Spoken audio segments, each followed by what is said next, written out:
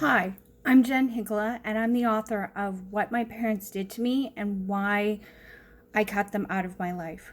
So, I guess the burning question on everybody's minds is why did I choose to write the article and why did I go public with my story? Some authors in the comment section have suggested that I want attention. That was not my motive at all. When I chose to become estranged from my parents in 2007, there wasn't a lot of support, literature out there to support what I was going through. I found materials suggesting reconciliation, and I felt very alone when I made this choice. And my motive was for writing this and for going public was entirely to help someone else who's struggling with the choice that I had to make. And one thing I'd like everyone to remember is that it isn't an easy decision for estranged adult children to make.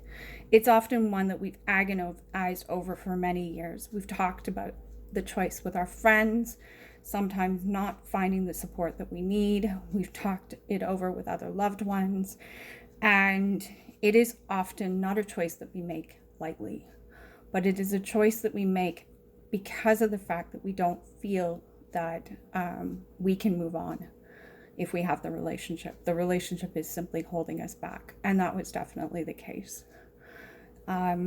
Next question.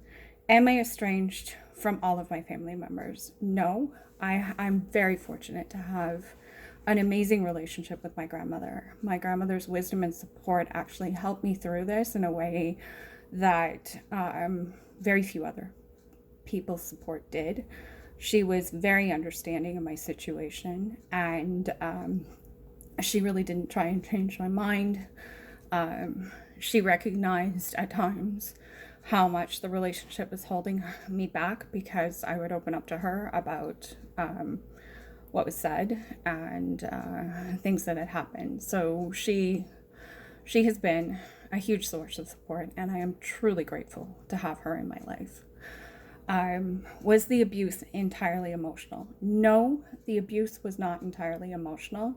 There were physical aspects as well and neglect. However, I chose to omit these aspects from my story because I didn't want to trigger readers, and I felt that it would decrease some of the impact if someone who was estranged was reading about abuse they could relate to. Rather, I chose to focus on the emotional aspects, not because I felt that these were any less, but because I could get my point across by focusing on these aspects alone. Finally, readers have asked me, what is one piece of advice I would give to someone struggling with this decision? First of all, I would say trust your instincts. Ignore what society is telling you. Society has painted a picture of estranged children as monsters, as lacking feeling and awareness for anyone's feelings and for the feelings of their parents. Don't let this hold you back. I think for some people who are struggling with this decision, as painful as it is, you know in your heart what you need to do. And don't let society's picture of estranged children hold you back. The other piece of advice I want to give you is that you don't owe everyone your story. It is your story, and you can choose to tell that story and open up to people in a way that you want. Back in 2007, when I chose to become estranged from my parents, I never expected to find myself in a place of peace and acceptance with the decision.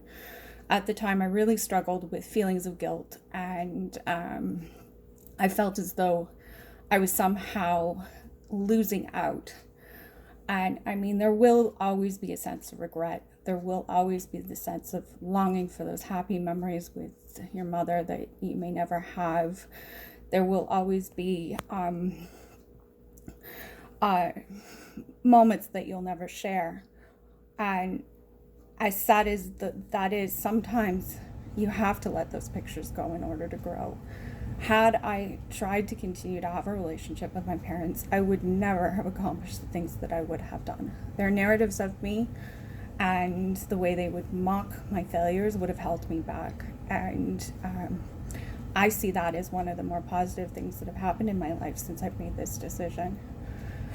To the person who's afraid of being alone, I want to pose this last question. Is it better to be alone, to feel alone among abusers, or to be, let me rephrase that. That came out wrong.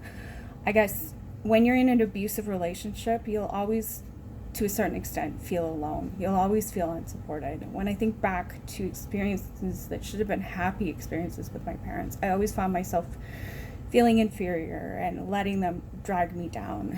And I think it's really important to remember. Another piece of advice I would give would be to trust your instincts. On some level, as hard as this decision is, you know what is right for you. I struggled with the decision to become estranged from my parents since 1999. I didn't formally make the decision until 2007 because I thought I could repair the relationship. I thought I could really do what was best.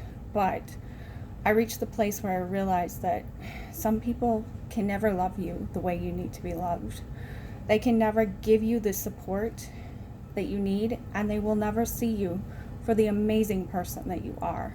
And don't let them hold you back. If it means letting go of the relationship, let go of it, because you deserve more.